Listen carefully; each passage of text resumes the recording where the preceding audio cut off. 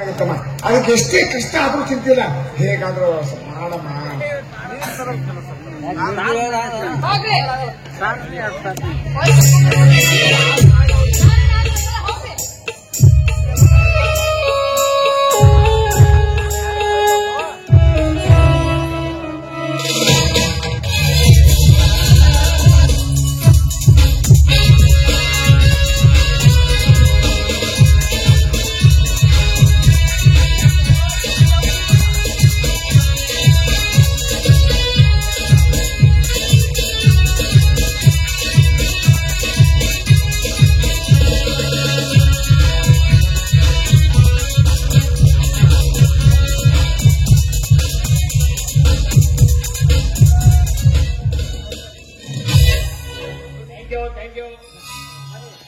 ಇವ್ರು ನನ್ನ ಸ್ನೇಹಿತರು ಈರಣ್ಣ ಮೈಂದ್ರಿಗೆ ಅಂತ.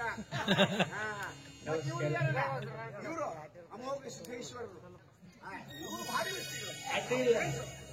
ನಿಮ್ಮ ಹೆಣ್ಮಕ್ಳ ನನ್ನ ಹೆಂಡತಿ ಏನ್ ತಿನಿಸಿ ಬೆಳೆಸಿದ್ವಿ? ಅಲ್ಲ, ಏನ್ ತಿನಿಸಿ ಬೆಳೆಸಿದ್ರ? ಎಲ್ಲ ಸುತ್ತಿನ ಪಿಂಡ ಅವರು. ನೀವೇನ್ ತಿಂತೀರಿ? ಆದ್ರೂ ನೋಡ್ರಿ, ನನ್ನ ಹೆಂಡತಿ ಇಂತ ಹೆಂಡತಿ ನನಗೆ ಸಿಕ್ಕಿದ್ದು ನನ್ನ ಭಾಗ್ಯ. ನಮ್ಮದ ಭಾಗ್ಯ.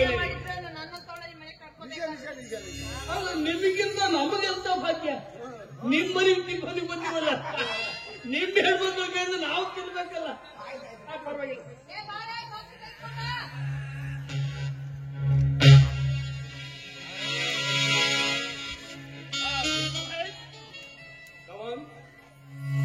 ನಿಮ್ಮ ಹೆಂಡತಿ ಗರ್ಭಿಣಿದ್ದ ಮೂಲಕ ಈ ಅಮ್ಮನ ಕೆಲಸಕ್ಕೆ ಇಟ್ಕೊಂಡಿದ್ರ? ಇವಳು ನಮ್ಮ ಮನೆ ಕೆಲಸದವಳು.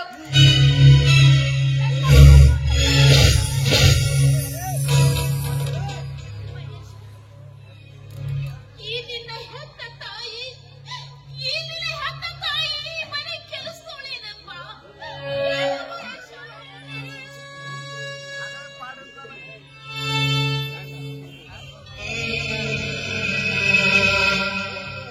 ಮಹೇಶ್ವರ, ನೀನು ನಿಜವಾಗ್ಲೂ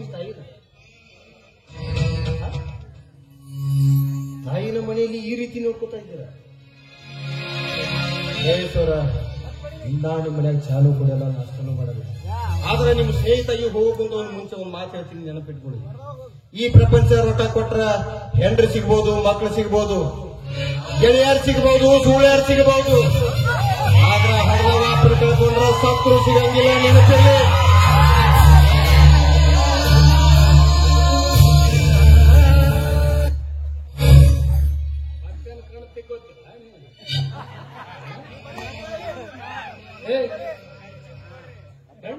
ತಾಯಿ ಯಾರಿಗೆ ಗೊತ್ತಾಗಲ್ಲ.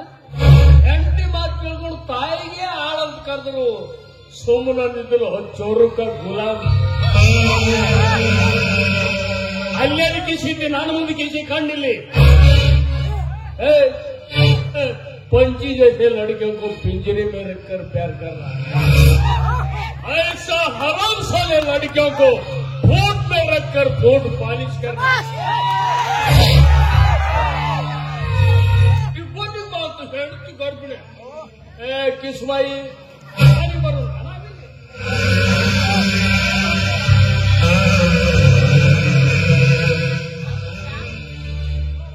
ಸಾಕು ಸುಮ್ಮನಿರಮ್ಮ. ಮುಂದೆ ಮುಂದೆ ನನ್ನ ಮರ್ಯಾದೆ ಕಳೆದು ಈಗ ಮಹೇಶ್ ಆ ಮಗನೇ ಅಂತ ಬಂದಿದ್ದಾಳೆ.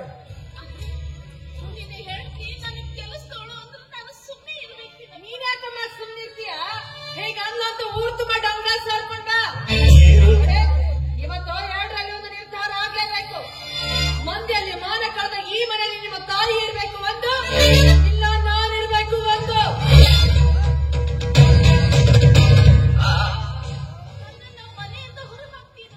ಏನಮ್ಮ ನೀನು? ಅಲ್ಲಮ್ಮ, ನೀವು ಸ್ವಲ್ಪ ತಡ್ಕೊಂಡ್ಬಿಟ್ಟಿದ್ರೆ ಆಮೇಲೆ ಇವಳು ಒತ್ತು ಬುದ್ಧಿ ಕಳಿಸ್ತಾ ಇದ್ದೆ. ಆಗ ನನ್ನ ಮನೆಯಾಗಿ ಹರಾಜು ಮಾಡಿಬಿಟ್ಟಿಯಲ್ಲ. ಈಗ ಮನೆಯಲ್ಲಿ ನೀನು ಬೇಕು, ಅವಳು ಏನು ಮಾಡ್ಲಿ? ಯಾವುದನ್ನು ಮೆಚ್ಚಲಿ, ಯಾವುದನ್ನು ಕೊಚ್ಚಲಿ? ಒಂದೆಡೆ ರಕ್ತ ಬಸಿದು ಜನ್ಮ ಕೊಟ್ಟ ಹೆತ್ತ ತಾಯಿ, ಇನ್ನೊಂದೆಡೆ ಬಡದು. ಇನ್ನು ಇವರಿಬ್ಬರಿಗೂ ಕೂಡಲು ಸಾಧ್ಯವಿಲ್ಲ.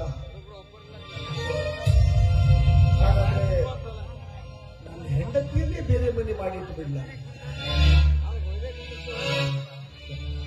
ಹಾಗೆ ಮಾಡಿದ್ರೆ ನನ್ನ ಸಂಸಾರವೇ ಹಾಳಾಗಿದೆ.